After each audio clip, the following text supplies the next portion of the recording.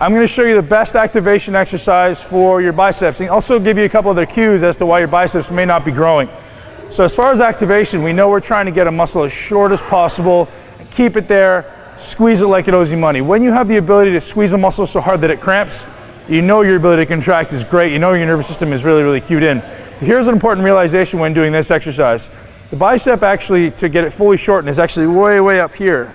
So most people, when they try to get their bicep shortened, they're coming here. But in reality, it also is a shoulder flexor. So we want to come way, way back up here. And to get it fully lengthened, it's conversely then back here. So for this exercise, what I want you to do is we're going to try to get a bicep curl that's really, really high, almost coming behind my head. But watch this. If I pull this cable down, what's happening? Everything under here starts to contract. So in order for me to make sure my bicep is maintaining full tension, here's what I'm going to do. I'm actually going to lean away a little bit. So now look at the path of my arm, it's up, so that's actually a bit shorter, knowing that this is a lengthened bicep, and as I'm coming up, the bicep's getting shorter and shorter and shorter.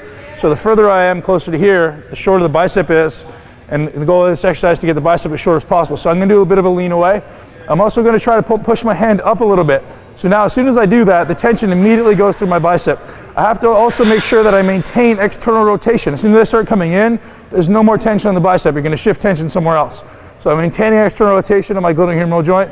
I'm going to try to curl up, come behind my head.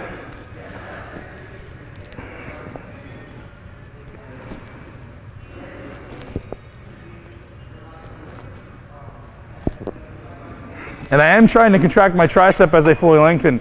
So a joint works in an arc.